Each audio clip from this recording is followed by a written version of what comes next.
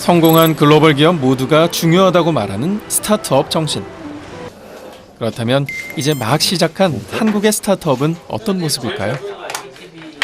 사무실 가득 빽빽히 들어찬 이 젊은 친구들은 기술 기반의 스타트업 프로그램스의 직원들입니다. 이런 게 있는 거 아시죠? 아예 키보드가 아무것도 안 붙는 이런 문제가 있어서 그걸 붙였고요. 추천 결과를 다듬는 일을 하려고 하고요. 몇 주 동안 뭐 통계 데이터 같은 거 확인하고 영화 배우 수정하고 정렬할 수 있게 하는 거. 뭐 협업 관련된 거랑 그냥 회사 관련된 거랑 프로젝트 관련된 거 다 그냥 자기 생각 뭐 나한테 다 쏟아 붓는다 생각하시면 될 것 같아요. 네. 커플이요?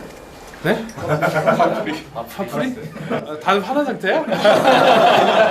화내라고.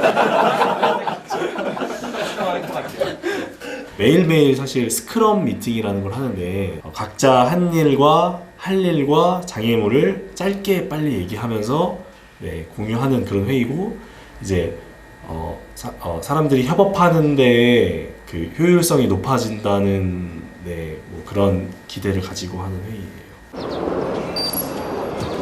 프로그램스의 대표 비즈니스는 영화 추천 서비스입니다. 회원 가입 시 15편 정도의 영화에 별점을 매기면 이 별점을 분석해 회원의 취향에 맞는 영화를 서비스가 알아서 추천해주게 됩니다. 가입할 때 매긴 별점은 회원의 취향을 분석하는 데이터가 되는데 그 데이터를 토대로 선호하는 장르와 배우는 물론 취향이 대중적인지 아닌지도 알 수 있습니다. 이렇게 되면 영화를 보고 싶을 때 나와 비슷한 취향의 사람들이 어떤 영화를 보고 어떤 평가를 내렸는지 참고할 수 있습니다. 때론 자신도 몰랐던 취향까지 알게 되는 경우도 생깁니다. 저 긴장하는 영화 보면 짜증나 막 감정이입해서 보거든요. 근데 제가 이걸 짜증나 하면서도 되게 선호했던 것 같아요. 그래서 그런 거 위주로 골라서 봤던 게 여기 그대로 다 나와 있는 것 같아요. 저도 몰랐던. 하정우 되게 좋아하거든요. 근데 선후배에 딱 한 명 하정우가 나온 거예요. 그래서 어떻게 하지? 되게 신기했어요. 지난달엔 영화 별점 수가 1억 건을 돌파해 화제가 됐습니다.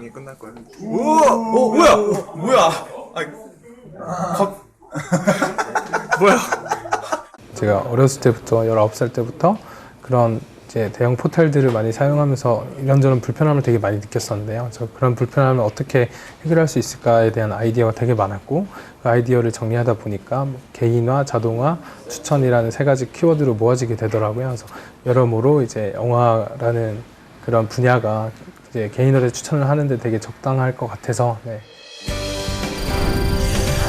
인공지능 소프트웨어의 일종인 머신러닝 기법을 적용한 기술 기반 스타트업에 업계와 투자자들이 먼저 반응했습니다.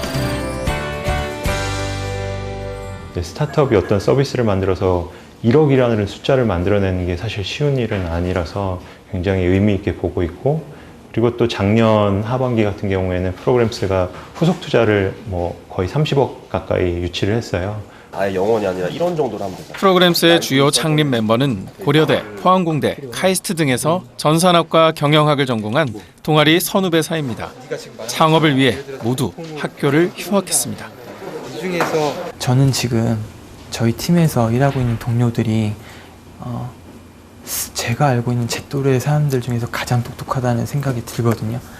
제 또래에서 가장 똑똑한 사람들과 정말 평등하게 토론을 하면서 결과물을 내고 이 결과물에 대한 반응을 보고 바로 수정하고 이런 모든 일련의 과정들이 되게 즐거워요. 저희 서비스 자체가 약간 기술 기반의 되게 중요한 서비스이다 보니까 약간 이제 강한 개발팀을 꾸리려는 그런 노력을 굉장히 많이 해왔고 이제 지금도 되게 많이 하고 있는데요. 스타트업임에도 불구하고 탄탄한 개발 기본기를 가진 젊은 인재들이 프로그램스의 문을 두드리고 있습니다. 모든 이제 정책이 바뀌어갖고 레밋 쪽 개개인 분들이 다 굉장히 뛰어나신 분이어서 제가 업무적인 부분에서 좀 많이 배우고 있고요. 수직적인 관계가 아니고 이제 수평적인 관계에서 이제 서로 이제 자유롭게 의견을 내는 그런 분위기여서 저는 이제 굉장히 좋았고요. 일 계속 하다 보니까 이제 좀 학교 복학 미루고 이제 쭉 일하고 있는 중입니다. 창업에 대한 인식이 썩 좋지 않은 한국에서 학벌과 실력을 다 갖춘 20대 개발 인재들이 스타트업을 한다면 다들 의아해할 겁니다. 한국에서 스타트업을 한다는 것 어떤 걸까요? 스타트업을 한다는 거는 대기업에 있을 때보다 훨씬 적은 리소스로 대기업이 내는 아웃풋보다 더 훌륭한 아웃풋을 낼 자신이 있어야만 해야 되는 것 같아요.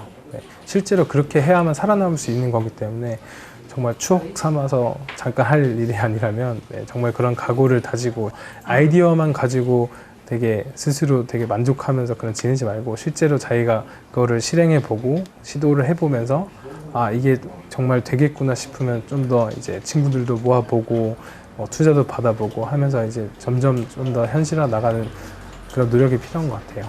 네. 한국 최초의 창업 생태계 허브 D캠프. 이곳엔 유망한 스타트업들이 입주해 있는데요.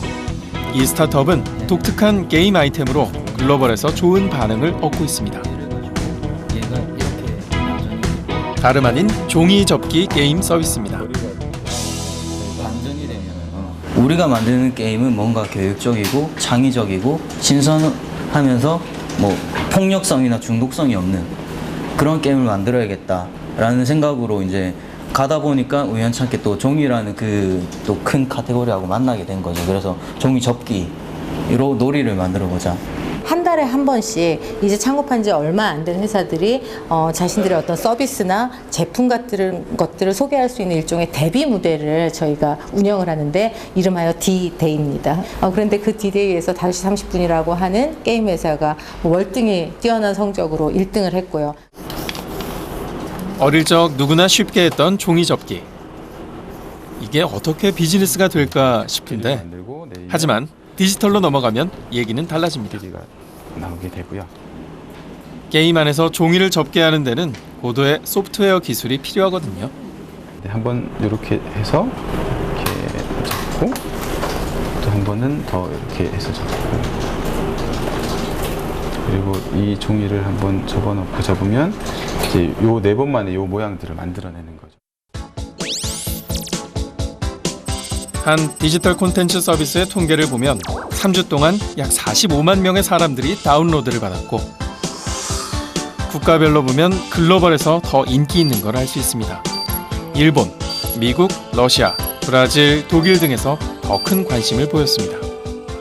특히 저희는 종이접기처럼 손을 많이 써야 되는 건 아니거든요. 머리를 써서 사실 간단하게 구현할 수 있는 것들이기 때문에 오히려 종이접기인데 머리를 써서 하면 풀 수 있는 퍼즐 게임 같네. 퍼즐 게임은 서양의 문화거든요. 근데 종이접기는 이제 한국 동양적인 문화인데 그 두 가지가 절묘하게 이제 매칭이 되다 보니까 5시 30분이라는 회사 이름엔 대표의 소망과 비전이 담겨 있습니다. 아, 정말 저녁이 있는 삶을 좀 살아보고 싶다. 그래서 스타트업은 사실은 어떻게 보면 24시간 일하는 회사가 스타트업이고 좀 뭐 골방에서 일 얘기만 해야 되고 이런 게 사실 스타트업이라고 생각을 하지만 조금은 어떻게 보면 좀 거만하게 우리는 좀 다른 문화를 만들어 보자. 효율적으로 짧은 시간에 일하면서도 이제 수익을 내고 직원들의 복지나 이런 것들이 사실 큰 회사 못지않게 갈 수 있다라고 하면 아, 이게 진짜 제가 바라는 궁극적인 꿈이 아닐까. 지난 몇 년간 인류는 소프트웨어를 기반으로 한 스타트업들이 세상을 변화시키는 장면을 목격했습니다.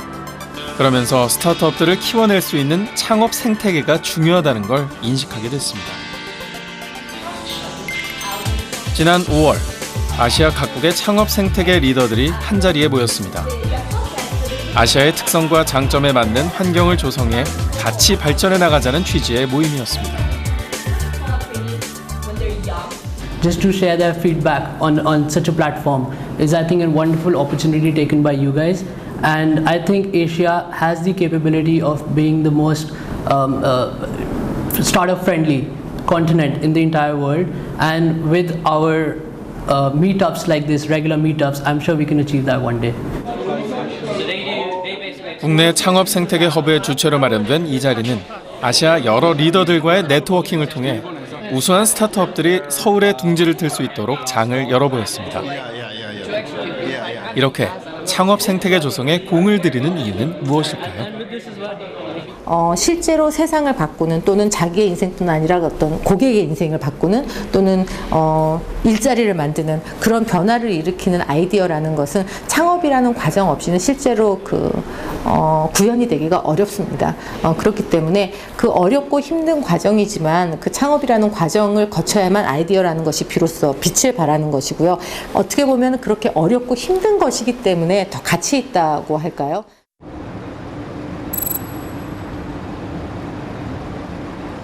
소프트웨어 기반 글로벌 기업들의 행보를 보면 최근 산업의 지형이 어디로 가는지 알 수 있습니다.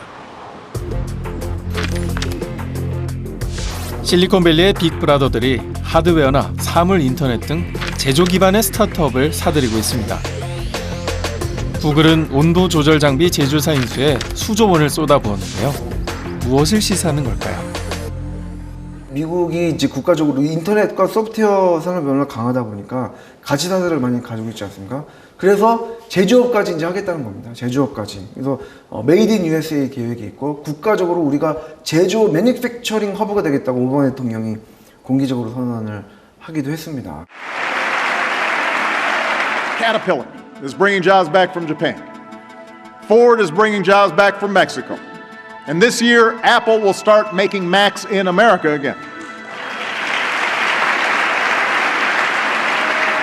And guarantee that the next revolution in manufacturing is made right here in America. We can get that done.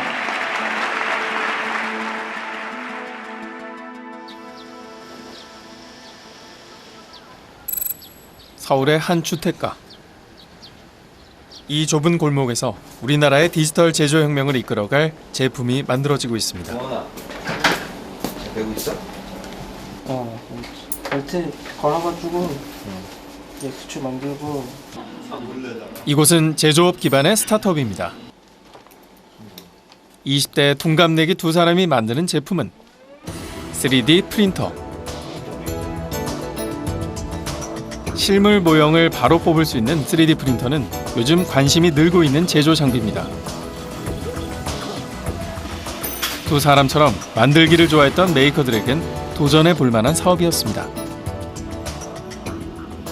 원래 둘 다 엔지니어인데 저는 이쪽 그 대외적인 거나 이제 경영 이쪽으로 다시 갔던 거고요. 사실 저도 만드는 거 좋아하고 이런 거 뭐 설계를 예전 쭉 해왔기 때문에 3D 프린터 제작이 가능했던 건 운영 소프트웨어가 인터넷에 공개됐기 때문입니다.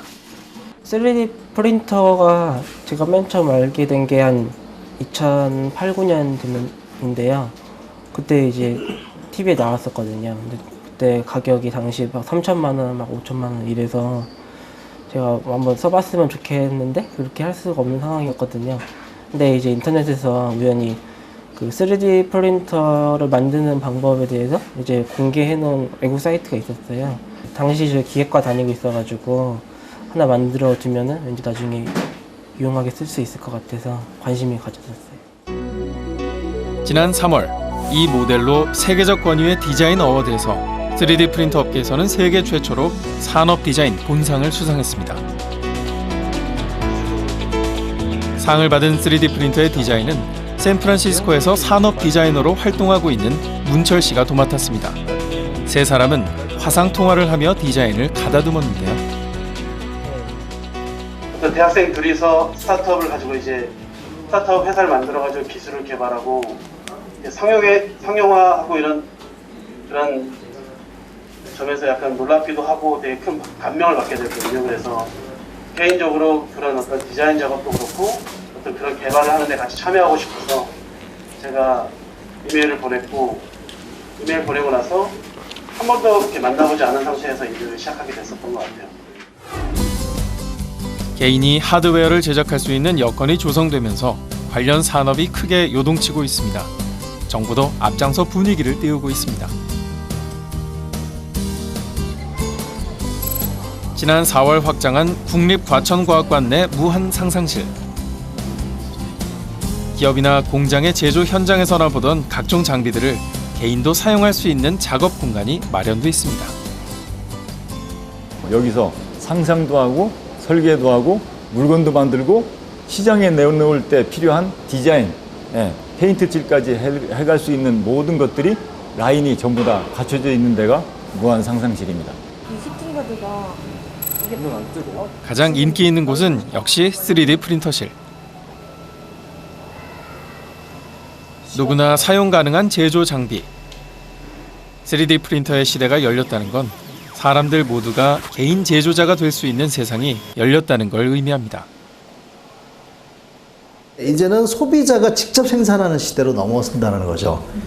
그래서 그것도 또 다른 혁명이 이루어질 거라고 생각을 해요. 집에서 사용하고 있는 굉장히 많은 가벼운 도구들, 작은 것들은 이제 집에서 그냥 그 모델이라고 하는 그 3D 모델이라고 하는 프로그램, 소프트웨어를 사서 디자이너들이 만들어낸 것들을 사서 우리가 다운받아서 집에서 제작해서 쓴다.